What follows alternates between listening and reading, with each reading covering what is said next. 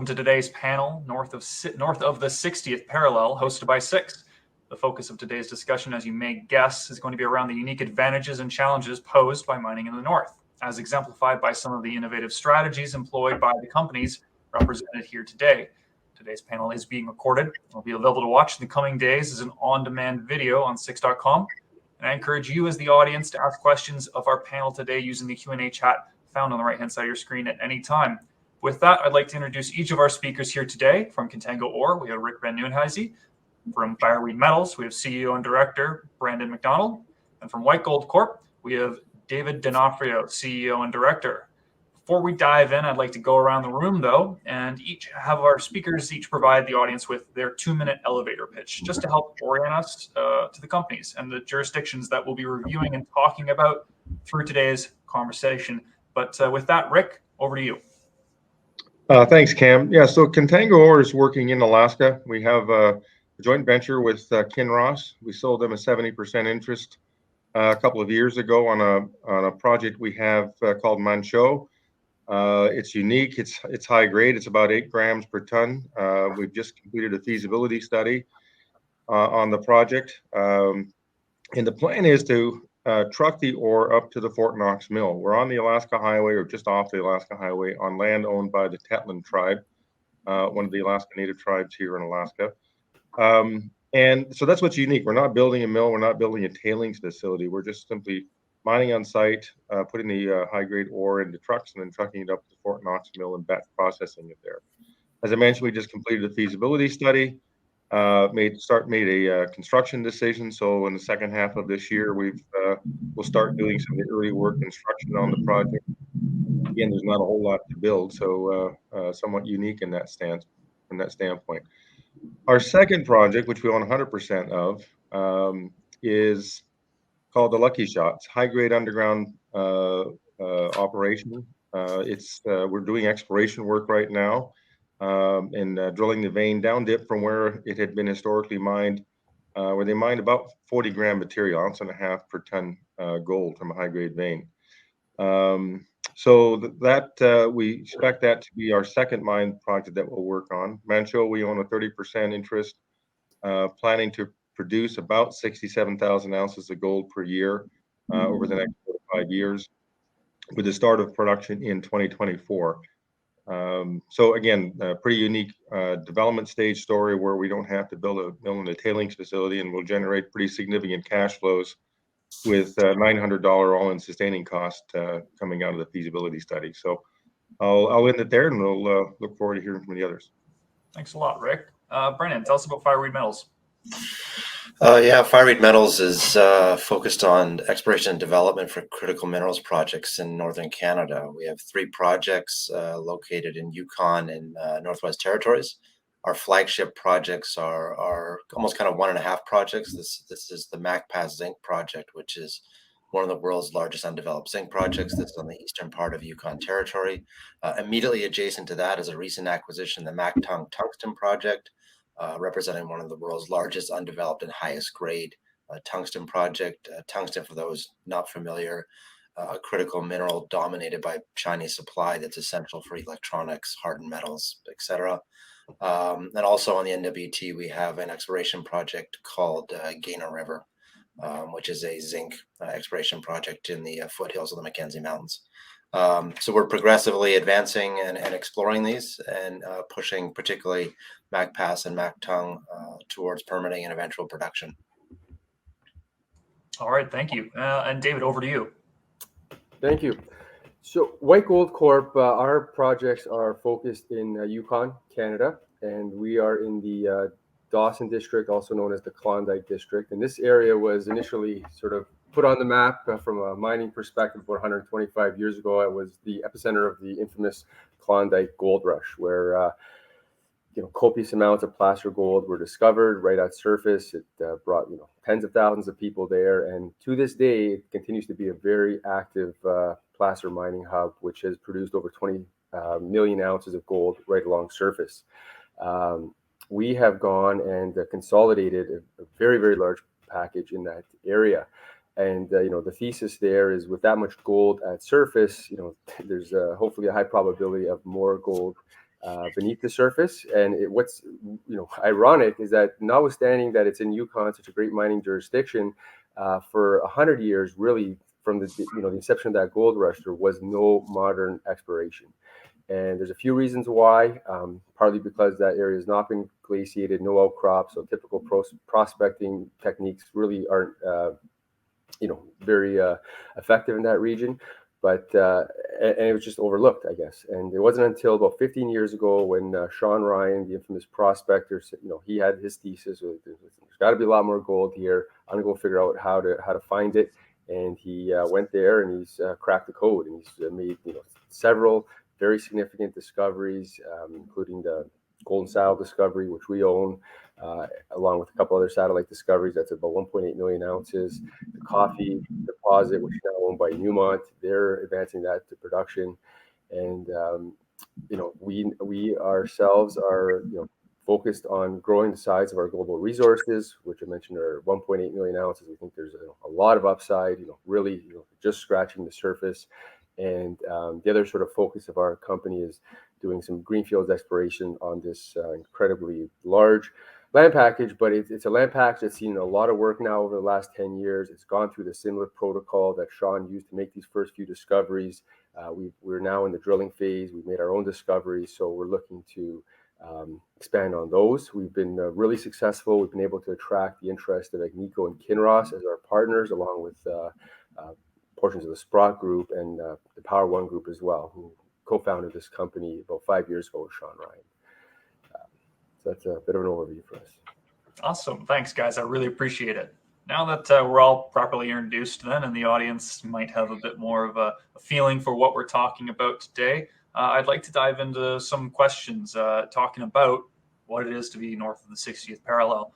To start with, can we dive into a conversation about what are the fundamental differences that you face due to your work in the north? What are the inherent benefits that you see and you value? And at the same time, what are the challenges to working where you do?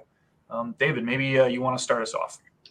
Sure. Well, I guess I'll start with, what are the benefits? It's, something I alluded to. Not a lot of people have been there to look, right? It's a lot easier to do prospecting when you can drive across with a paved road and a pickup truck in Nevada. So these areas are pristine, right? And I think our example is the best. There was 20 million ounces of gold that people literally were stumbling across in the riverbeds, and that even with that, nobody had gone up there with serious sort of modern day exploration techniques to go look for it. So I think that is the unbridled opportunity is what brought us and all these other companies up there. So that's that's the reason why we're there. There's just such a tremendous amount of opportunity. What are the challenges? There's a number of different things. Obviously, climate is one thing, right? It's seasonal where we are. You're dealing with extreme cold temperatures in the winter, which in reality are not so much of a problem, especially with the technology in this day and age. Light and darkness is a different issue. In certain points of the year, it's almost all dark, which is probably more of a challenge than the cold. But the flip side of that is these unique attributes has really forced people like Sean Ryan to be very innovative in how they do their exploration. And that's led to approaches, which maybe we'll get into a little bit later on, that has literally revolutionized the way exploration is done. It's allowed for exploration to be done in this type of a jurisdiction. It's been phenomenally successful, having found multi-million ounces of gold. And now we see that these evolutions being used in exploration literally across the globe. So they're like any other industry, challenges, they breed opportunity when they're addressed, and innovation. And I think ourselves, we're certainly a benefactor, as is the entire industry. So it's actually very exciting to be working in this type of a place for all these reasons. No, absolutely. Right, Brennan. I'll jump in. I think we're in Alaska, and I think Alaska, as David says, you come here for it's a land of opportunity. It says it on the license plate, north of the future. It's the challenges. Obviously it's dark and cold in the wintertime, and it is somewhat of a seasonal season for most surface exploration projects. But we're underground at Lucky Shot, so we can do that year round. We were all set up with infrastructure. I think probably that's the biggest challenge in the north is in general, it's lack of infrastructure, lack of power. So you've got to have a project that has grade, is probably above the average quality to be able to pay for that infrastructure. I think that's an important thing for investors to understand. Fortunately, for I think both the Yukon and Alaska offer those kind of opportunities. They're good grade deposits.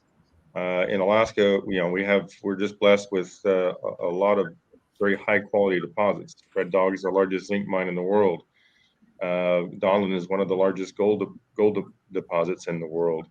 Pebble is a huge copper project. Kennecott was the highest grade copper project, or one of the highest grade copper projects in the world. So we have a lot of superlative quality deposits up here. The Manh Choh deposit will be the highest grade open pit mine in the world when we start operations next year. So this is what you come for, which is what you come to Alaska and the Yukon to look for, and we have the goods. So clearly, there are challenges. I think we approach it from a safety standpoint that when it's cold and dark, you take different protocols to make sure your employees are safe, and that's the key thing. Yeah, I'll echo, I think, what has already been said, but the challenge of the lack of infrastructure also creates the opportunity that Dave mentioned, that there's not like there's been a roadside where a prospector can just rock up and take a look at the outcrop, right? So that you're flying in by helicopter to take a look at something maybe means you're the first person to have eyes on it. But it also means you have to build a road to it if you eventually want to construct a mine there, which is non-trivial, right? So that's the double-edged blade there that creates the challenge and opportunity of working in the north. But it also creates the need for sharp execution. When you're working with a high degree of seasonality, it's not so easy to just say, oh, I'll start my program a month later because of a delay and just run it a month later, into the fall. It's like, well, you may be wintered out, right? So losing a month at the beginning may mean losing a month total off your program. So I think it creates discipline and exploration that maybe is lacking in jurisdictions where they can have a little more flexibility. We're super happy to be exploring in the north for sure. I think you get, by virtue of the communities being smaller, there's more a direct relationship with the communities. And I feel like you have more potential impact, positive impact on a community that's small and seeking economic opportunity. So I think that can't be understated. I Absolutely. think that's an excellent point that you make, Brandon, because that's I think something that's oftentimes overlooked. These are small, remote communities, and it's not hard to develop relationships early. And our motto has always been, meet early and meet often. And that's I think that's a bit of a unique feature of the north that you just come into a small town or village and tell them who you are, what your plans are, listen to their concerns, do a lot of talking and just walking around. Don't come in a suit and Gucci shoes. Just come in and hear what's happening in town and what their concerns are. And it's fairly easy to have those dialogues.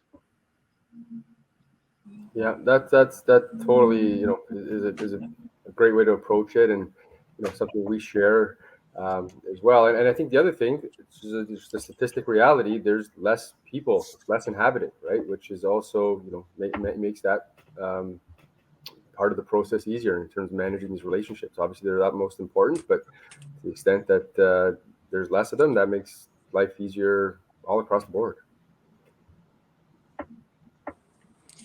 Yeah, I was one of the guys that was brought up in one of these small mining towns up in Red Lake. And back in the days when I was a kid, the community and the mines had, it was just the beginning of close relationships. So the mine sort of enveloped all of us, and we were all part of a big project. And everyone in the community worked to keep that mine alive, because that was our vision to to the future. If the mine didn't exist, we didn't exist. So developing these relationships is really important. And as a Canadian, I think that the fly-in camps are a two-edged sword. I think fly-in camps are good in one way, but in another way, it's nice for Canada to have communities spread around and claim our north the way it should be claimed. Oh, fair enough. Thanks for joining us, Don. Sorry to hear about the technical issues with you entering. Just to catch everyone in the audience up, of course, we're also joined by Playfair Mining's CEO, Donald Moore, now with us. Gentlemen, this is I'm already liking the direction that we're going in. And you've all mentioned the communities that are around you and the importance of them. But given the focus of the ESG investing in today's world, how do each of your companies specifically get local buy-in? You've all just mentioned the importance and the significance of that. But what are some of your project's issues and concerns that you deal with, and how do you approach those issues and concerns with local communities? I'll go ahead and start maybe. So as I said earlier, sort of meet early, meet often, and listen, find out what the concerns are. Just specifically with our project, and this is something that's maybe a bit unique about Alaska, that in 1971, the Alaska Native Claims Settlement Act was passed that settled the Aboriginal rights and title of Alaskans, original Alaskans, Native Alaskans. And they set up for-profit corporations, non-profit corporations, and tribal governments. And in our case, we're dealing with the Tetlin tribe. They're probably the most unique of the tribal organizations in Alaska because they own surface and subsurface title to 675,000 acres. That's about the size of Rhode Island. So they own private land, surface and subsurface, over a huge area. And it was virtually unexplored because they own that land since the 1920s.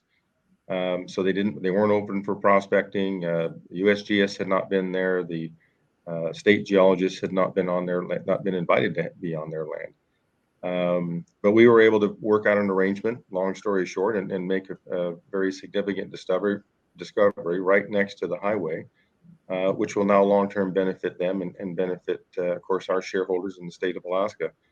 I think just working, going and meeting and meeting often. In our case, we have an agreement. They own the surface and subsurface. But even when you don't have any sort of legal ownership or legal requirement, it just makes sense to go into the local communities and let people know what you're doing, and sort of bring them along in the process and make them part of the process by understanding what their concerns are.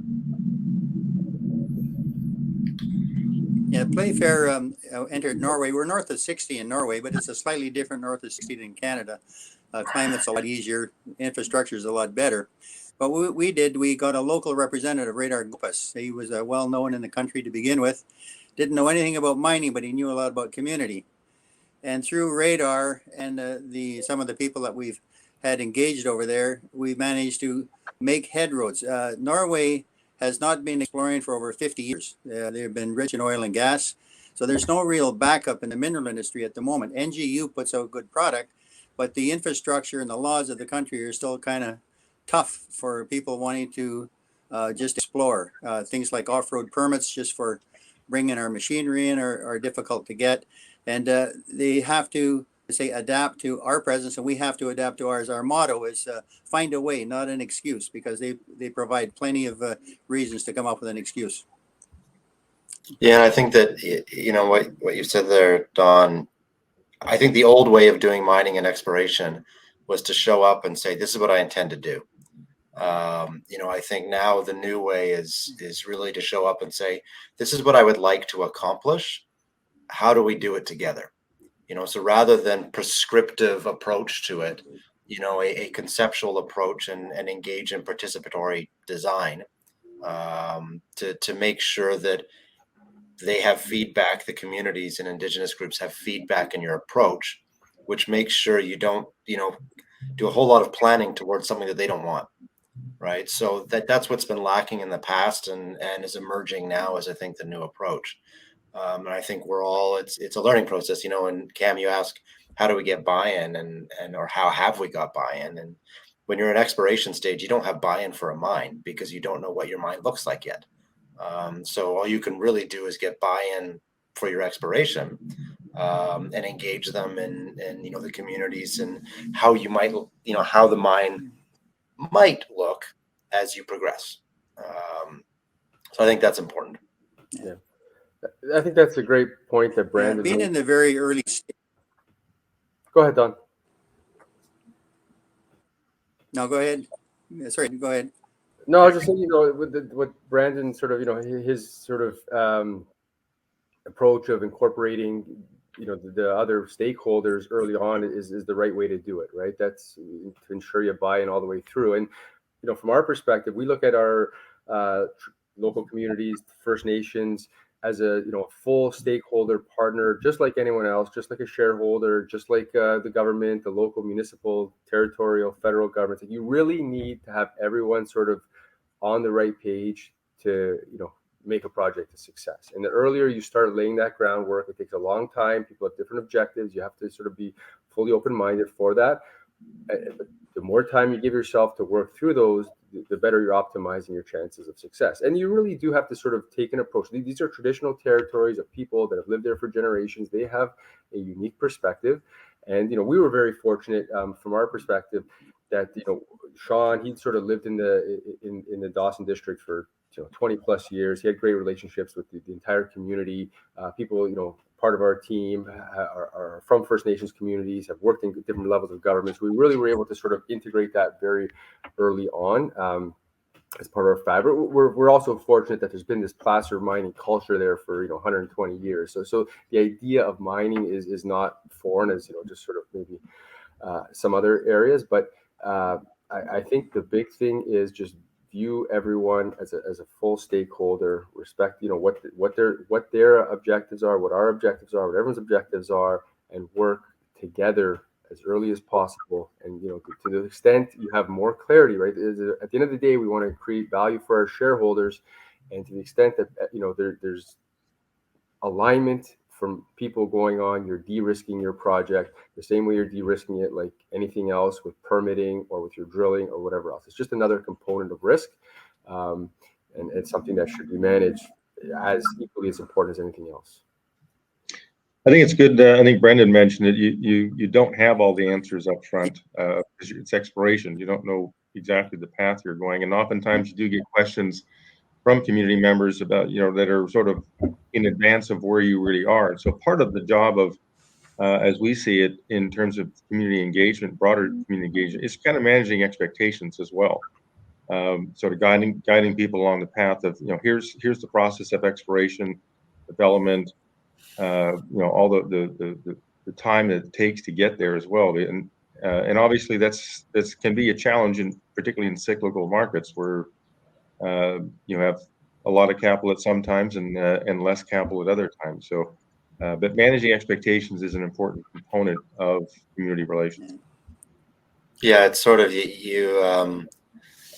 it's good that they want economic In opportunity Norway, when they do, but then you have to also remind them you can't be everything to everyone. A project cannot, if it proceeds, it's not going to necessarily be everything that everyone wants, right? So that's, as you said, Rick, managing expectations that, you want to provide opportunity and you will provide opportunity, but it may not be everything they're hoping for.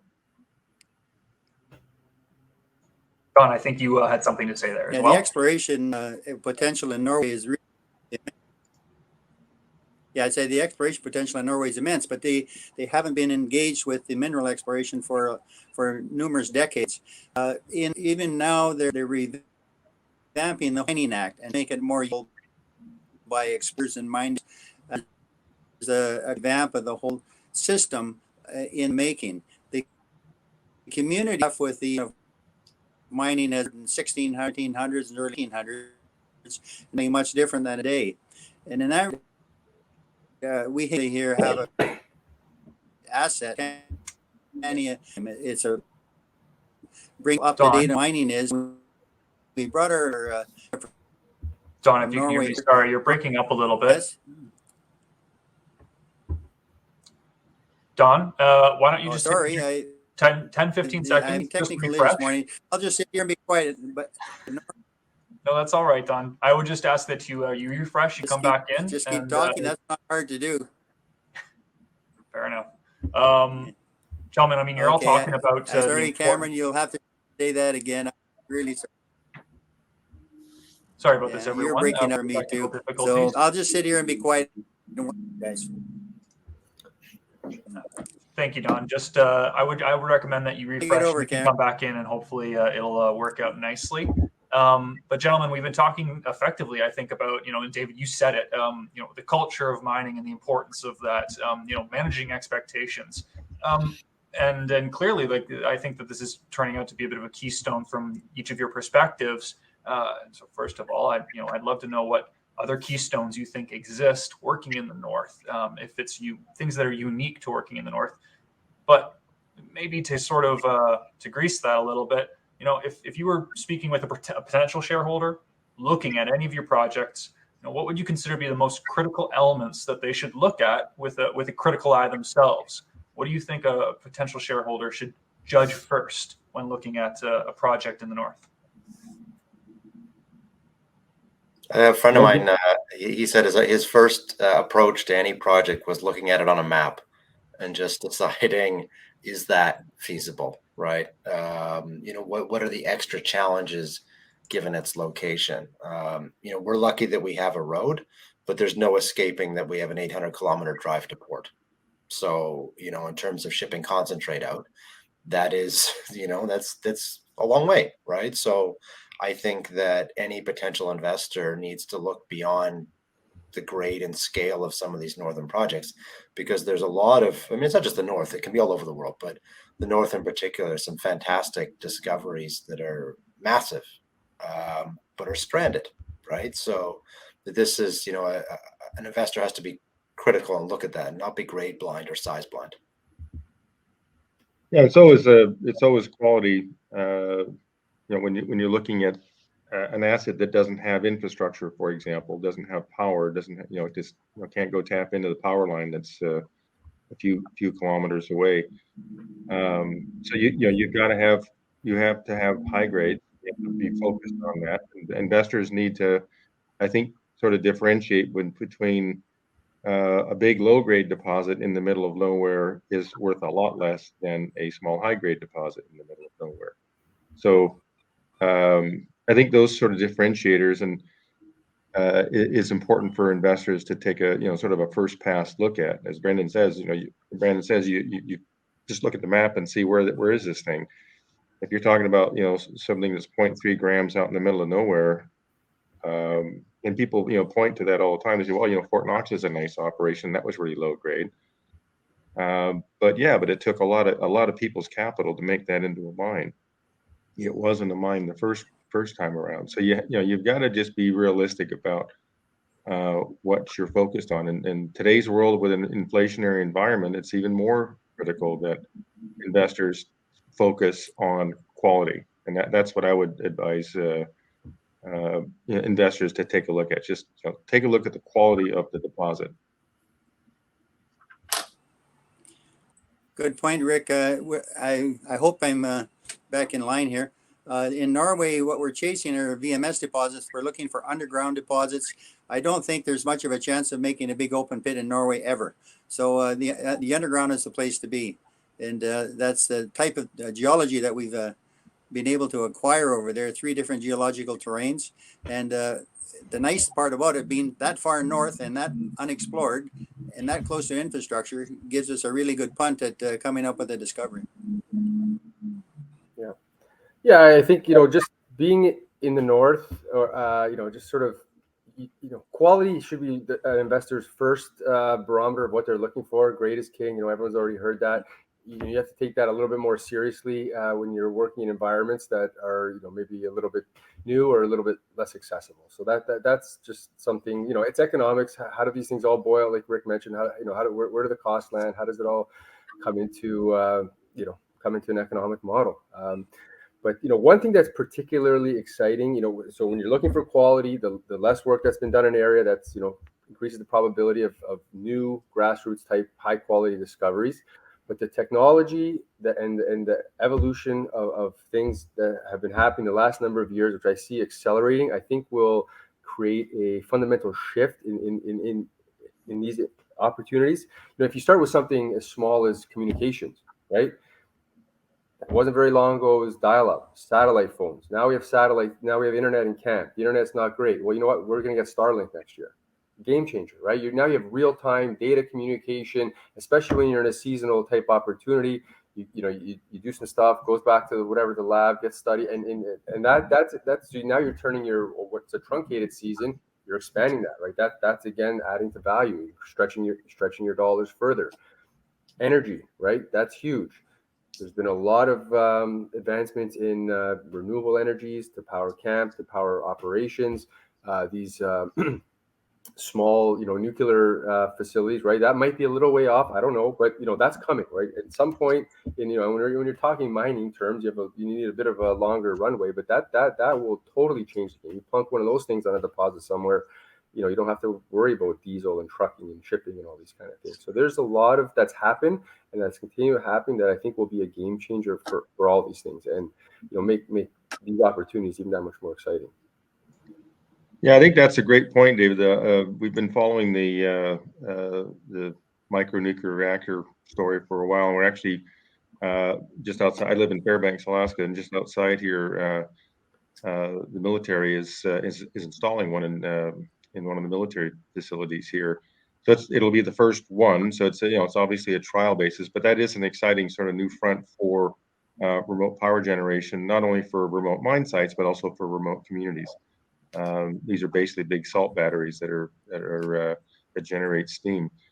I've kind of gone in the different direction in terms of how we approach exploration now in terms of infrastructure or lack of infrastructure. I've been involved with, we made the discovery at Donlin 25 years ago, and it's still not through the permitting process and not a mine yet because of that remoteness. It's taken a long time to really put that project together. I'm still a shareholder, but so I'm still hopeful, but I'm sticking to the road system.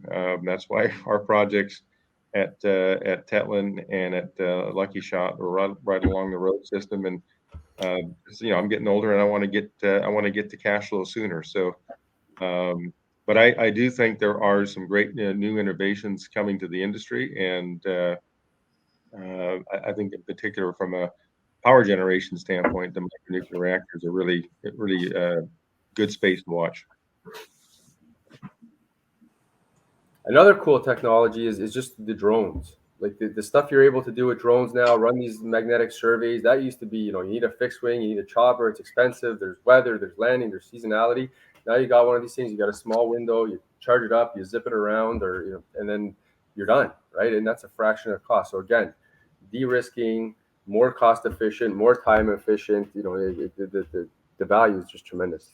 There's a lot of really great stuff happening.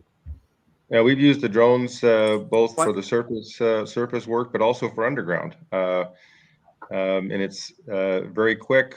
The drone just guides itself underground, and obviously you get a good picture of all the historic workings, but you also get texture of the rock, so you know where the good ground is, where the tough ground is, where the fault zones are.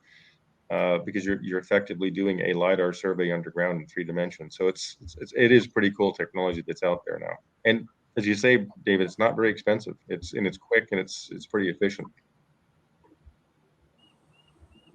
Yeah, and it's very user friendly from the point of view the local community is not worrying about helicopters buzzing or planes flying over. And we've used it in Norway and when basically unnoticed, and it gave us a lot of really good information.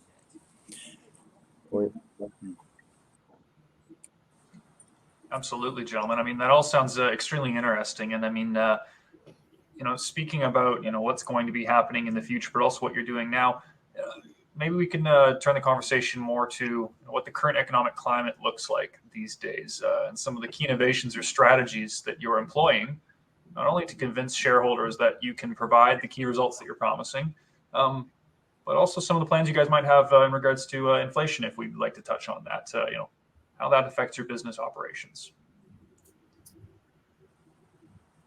I'll go ahead and jump in there. Go Go ahead, Don. That's okay. Obviously, being in exploration, that's not one of our main concerns other than the cost of actually doing the projects. When you're at the exploration end, where we are the most risky end, that those kind of concerns are sort of minimal compared to the reward of finding a new deposit. So we're in a kind of a different game. But overall, the inflation, I've lived through 22% mortgage rates in the past, and we have a couple generations that don't know anything about it. So this inflation battle that we're in is serious, and it's got to be beat back, and it is going to affect all of us in many ways. And us in the mining game only have one really great thing going for us, and that's the electrification of the planet that everybody's looking for, and they need our minerals in order to make that happen. So it's going to be a two-edged sword, but I think that at the end of the day, the mineral industry has got a good 10 or 20 years ahead of it, regardless of what inflation is.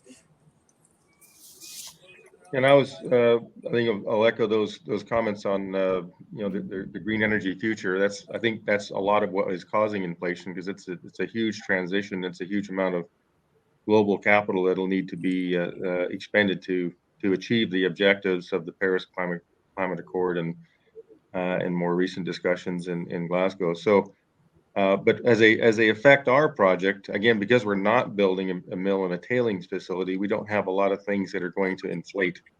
I think that's the smart outcome of our arrangement with Kinross and using the existing facilities at Kinross. Unfortunately, we have a grade 8 grams per ton that's high enough grade to be able to pay for the trucking costs up to the mill, which is roughly 1.5 grams. So we still got 6.5 grams left to make a profit on. So I think these are just different approaches, different innovations to use to sort of work your way through the system. And for us, it's to get into production and get into cash flow. We're generating 67,000 ounces of gold a year. Our 30% share of the joint venture and $900 is our all-in sustaining cost. We should be over $50 million of free cash flow, and that's obviously it's great for investors. We've only got 6.8 million shares outstanding, so you can do the math, and that's a pretty high ratio of cash flow to cash flow per share. So what we go do with that is probably our next area to be starting to address, and that's why we've got the Lucky Shot project, which we think is a good follow-on, high grades, modest capital investment to get into production. We've got to first find the ore, but so that's the step we're in right now. But I think this inflation wave is going to be with us for a while, unfortunately. Yeah, I think broadly we're certainly into a recession, whether they're officially declaring it one or not. I think anyone who had looked at the last sort of 10 years of not anyone, but I think people who looked at the last 10 years of the mining kind of downturn with only blips of activity, when the broader market was doing so well, was on such a long bull run, nobody had a risk appetite for mining, and certainly not exploration. When blue chips are paying you 12% a year return, where's the appetite for risk? Why do you need to take on so much risk for yield, right? So that they're softening hurts us because we go down with them initially. But I think the sector rotation into real assets, into commodities and true value investing from growth investing is coming. And I think it's important to be positioned for it. And it's a question as of right now. I think we all feel a little beat up, but certainly I think if we weren't optimists, we wouldn't be in this industry. But I think we all feel that the turn is coming, and I certainly felt like that we were going to need to take pain with the whole market before the sector rotation occurred. So I'm kind of glad the pain is here, although I don't like it, of course, and I'm hoping that the sector rotation happens. And how we deploy capital in an inflationary environment, for an exploration co, it sounds kind of simplistic, but you just kind of need to raise more money, right? There's certainly, we've seen substantial wage inflation for geologists and technical staff because they're in short supply. Not surprisingly, we've driven a lot of quality people out of the industry. Not a lot of people have the tolerance to put up with the ups and downs of this industry. So who you're left with, the the capable people amongst that population are expecting to be compensated, right? And that's the challenge. You can't. Project specific knowledge is so important. You can't just replace your crew every year and expect to make meaningful advancements, right? So certainly something we're grappling with and aware of, and trying to plan for the future. But if the downturn continues, as the expression goes, the market tells you how fast to go. So if the downturn continues, we'll slow down. If the sector rotation occurs and commodities get a bid, we'll speed up, right? And that's what we have to do. I think single-mindedly advancing your project, irrelevant of market conditions, is how you end up with a hojillion shares out at the end of the day and no true shareholder returns, right? So you get your mine, but nobody made any money, and that's not what we're here for. Brent, you make Good an point, Brent. excellent point. I think that is something for the whole industry, is that one of the things I think the biggest challenges for the whole industry is people. Particularly if you put into context the scale of this, the metals required for this transition to a non-carbon future of energy and transportation. The amount of metal necessary for that, all metals, whether they're, then it really starts with copper, but it includes pretty much everything on the periodic table. There's just a tremendous amount of the capital that has to go into achieving that directive over the next 20, 30 years.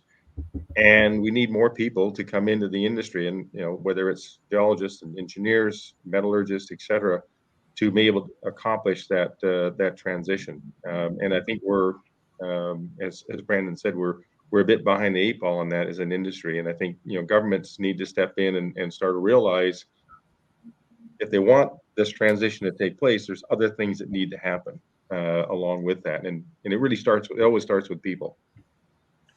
Yeah, that's one thing I'll add is this sort of situation of increased costs going forward and maybe underinvestment in the last 10 years is creating a tremendous opportunity from an investor's perspective as it relates to making a return when investing in companies that have proven high quality assets like the companies around the table here. There's been a tremendous lack of investment. The number of deposits out there have declined. All the producers, there's this great need that we've touched on. The producers have declining reserves.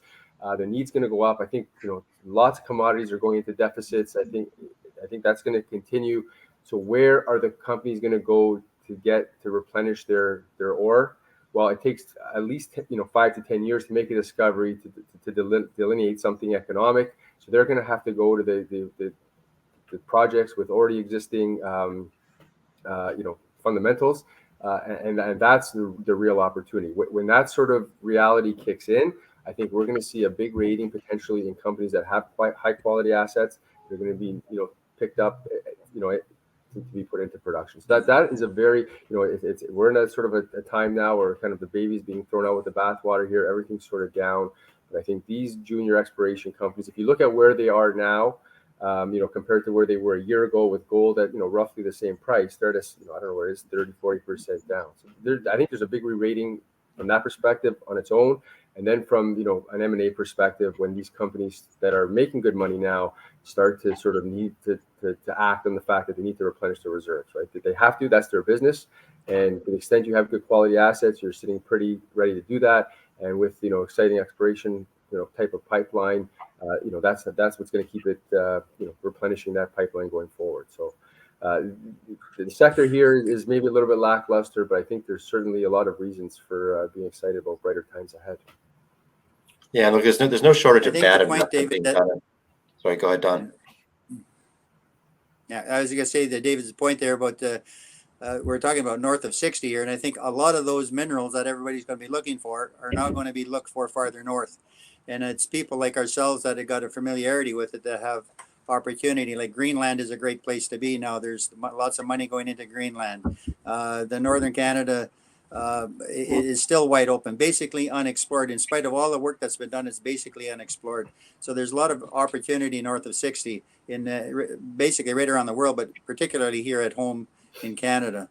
And I think that the people sitting at this table here, you represent some of the biggest potential this country has. The huge mineral resources that you guys are uncovering is really truly a benefit to all of us, this country, and our children and grandchildren. So keep up the good work, guys. Awesome. Gentlemen, I'd like to take a moment just to speak to the audience and remind them that if you have any questions, please ask them in the Q&A chat found on the right-hand side of your screen. It's been a great conversation so far. I do want to dive into a couple of questions we've received from the audience and people in the community in advance. But to begin with, maybe it's a short answer, but how much do the seasons affect your work cadence throughout the year? What are you able to do or unable to do, for that matter, for instance, when there's just snow on the ground? Yeah, for our project, we're set up at Manh Choh to work year round. Again, we're right off of the Alaska Highway, so for us we don't have the sort of the typical remote project issues. Obviously, in the wintertime in Alaska and in the north, it's dark and cold. So again, from a safety perspective, I think that's the number one thing we focus on, is just making sure that everybody's as you transition from the warm summer months, and it's a quick transition into the fall and winter, that you just take the appropriate precautions, and your protective gear. Daylight's a big thing. So when you don't have daylight, you either have to turn the lights, you have an outside light on to make sure you keep your work area safe. So I think that's the main driver for us. And of course, at a Lucky Shot project, we're working underground, so you're kind of always in the dark, and you just adjust your exploration approach appropriately. But I think safety is the big driver for us in terms of the special conditions that you need to worry about, whether it's having appropriate, either whether it's skis or snowshoes. If you're running around on the snow, you just take different precautions and work safely. Yeah, and I think that the seasonality, of course, we choose not to work over winter. We're working over winter. We're not sipping margaritas or anything like that in Mexico all winter. But it gives us that downtime, gives us a lot of time to review data and plan the following season. Could we operate in winter? Yes, we could. The challenge is a cost inflation. So trying to get more done in summer is not. It's not a 100% win situation, because if I say want to have 4 rigs in summer instead of 2 rigs year round, that means a bigger camp, a bigger permit, more complicated logistics, more compressed schedule, right? Which creates its own challenges. But then 2 rigs year round means you're drilling in winter, you got freezing lines, you're trying to heat your camp, right? So each approach has its challenges. We've decided that the right approach is for us. Is to kind of blitz it in summer and get as much as we can done in summer, but that may change, right? So that's at least how we approach it. Absolutely.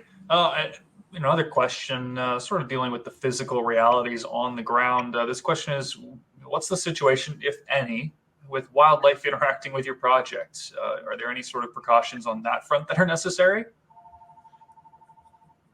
Yeah, we put up bear fences around all of our projects, around camp. So that's I think the mosquitoes bother people more than the bears, but and then I think the other thing, again, this again gets more back to community relations and what's important for small villages is they rely on some of these animals, in particular caribou and moose, for to feed their families. So that's important to recognize, and of course, when you get to a mining operation, as Red Dog has done very well, they work very, very closely with the local communities on, when the caribou are migrating and shutting down truck traffic, and during that month-long period of time when that happens. So again, just kind of being aware of what's important to the community. Of course, we're working on lands owned by the Tetlin tribe, and so hunting and fishing is just not something that people do. in camp. That's just because that land is owned and everything on it is owned by the tribe. So we respect that, and so when you come to camp, you're there to work, not to go fishing and hunting at night. So fair enough. Well, Norway's got great herds of reindeer, mainly owned by the Sami, but there's wild reindeer, and we've run into issues with, particularly with using off-road vehicles and helicopters during reindeer hunting season. So we have to get out of there to allow the locals to do their hunt. So I think it's a global thing that we're all learning.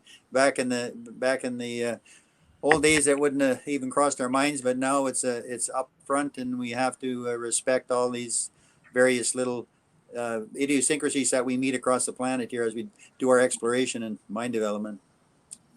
Well, it kind of reflects how things have changed. I think a generation ago, this is not something that a typical mining exploration company would have paid attention to. But now, it doesn't cost a lot to get, some biologists to do a desktop study of your project and identify potential, species affected, and build a plan to mitigate impacts there. And certainly it doesn't cost a lot to do a nest survey or something before you put it's just someone walking around looking for bird nests before you build a drill pad. And it's a different way to approach things. And I think that it is the new way. And it's good that companies are getting on board with this and listening to community concerns. I think with your interaction with the communities, there's a lot of local knowledge there, so just use it. Yes, you do need to have official surveys and things like that, but there's a lot of local knowledge that I think companies can take advantage of effectively for free. So and develop that relationship with the community along the same path. Well, I think sometimes people are afraid of doing surveys because they're afraid of finding something, right? Yep. So it's kind of like if I don't survey, the caribou don't exist. It's like, well, no, they still exist, and they will be found and identified before you build the mine, right? So understanding the limitations of a potential end game mine helps you focus your exploration as well. Absolutely, gentlemen. Another question, did COVID have a bigger or smaller impact, do you think, on the working communities in northern climates and on your own projects as well, for that matter? Well, actually, in Alaska, the mining industry and the oil and gas industry were the two industries that did the best during the whole COVID shutdown. Tourism and fishing did very, very poorly. So I think, and I think the reason really is that we already have all these safety protocols in place, and it wasn't a really difficult transition to add on the specific COVID protocols. Now, a lot of companies, and ourselves included, decided not to have an exploration program because, and in our case, we are right next to the Tetland community, and we share the common road to get up to the project. And we just decided that we didn't want to risk the relationship with the community by being responsible or potentially responsible for bringing COVID into the community. That would be a horrible outcome. So we proactively decided not to have a program, but all the mining operations in Alaska continued, and they all did quite well. I mean, again, from just a 30,000 foot business perspective, they ran their operations. It cost them more money, of course, but the tourism was shut down. All the restaurateurs were shut down. All the services businesses were shut down. So the only thing that really made money in Alaska during COVID was mining and oil and gas. Yeah, and Yukon's economy grew in 2020 and 2021 because of mining, right? And this is while you said the tourist industry was basically shut down. I mean, we're an industry that is very familiar with PPE. Adding a mask to some newer situations or different situations was not a big ask for most people who have been accustomed to working in the industry, where hard hats and vests and steel toe boots, etc., are the norm. But I'll reflect, Rick. You said we chose to fly over the community in 2020 instead of drive things in, which was a bit of a cost inflation for some things, but it meant that we were not potentially exposing the community. And these small communities do not have access to healthcare like we do in big cities. There is some vaccine hesitancy in small communities. So you want to, that's bringing COVID to town is a great way to torch your social license in a real hurry, right? So you have to be very careful. Actually, it's an interesting point, maybe a little off topic, Brandon, about the Yukon growing over the last couple of years because of mining, right? We're talking about being north of 60. We're not the first people going here for the first time. This has been happening for a long time. And now we're really starting to see the fruits of the labors of the last 20 and 30 years. So these are northern, we're not really sort of the first guys on the frontier. There's, Canada's newest mines are probably, I would say the highest percentage of them are probably north of 60 in the last little while, right? And so it's happened. There's a roadmap for this all happening, and we're just sort of leveraging the benefit of a lot of the work that's already been done. So just something to bear in mind when, you're sort of taking this all back in light of also, look at these incredible mining jurisdictions that we're talking about. These are places that are generally safe. They have rule of law. And from an investment perspective, I think those are equally as important as the quality of the assets themselves. You want to be invested in a project that there's a pathway of how that's going to come to sort of production, right? And that is what, at least the jurisdictions that all these guys are working in, along with ourselves, is something that it certainly represents. And I know the Yukon particularly is a top 10 Fraser ranked mining jurisdiction for years and years and years and years. So it's something to bear in mind when boiling this all down after the call. Yeah. In Europe, in Scandinavia, there's been a lot of interest in mining development over the last couple of decades, and it continues to grow. When we went over there, COVID had a major impact on us. When we started out, we had to quarantine our drill crew for 8 days before we could even step into the country. But once in, things worked really well. Norway was one of the few countries that didn't have a lot of restrictions. And as far as exploration went in that north of 60, it was sort of business as usual. In fact, when we came to bring our drill crews out, I was over there in a big major market in downtown Oslo, and found that there was only 3 guys in the whole market square with masks on, and that was us guys, because we wanted to make sure we didn't get COVID going back into Canada to get on the plane. So our experience with COVID, it was really quite limited in Norway, but it's strictly a different atmosphere than what you guys are talking about with the small communities up north. And I really respect what you guys have done in regard to that. I think it's really good. Well, listen, gentlemen, I think that's a good note to end on for today. I want to thank you, of course, for joining me and talking through all of your projects. It's been great to listen. I also want to, of course, thank everyone in the audience for joining us today. If you have any questions that you think of after the fact, feel free to reach out to us or any of the companies. They're all available online. You can find their websites. They're all listed companies. But with that, gentlemen, again, thank you. For now, we'll be wrapping up, and I hope you have a good rest of your day.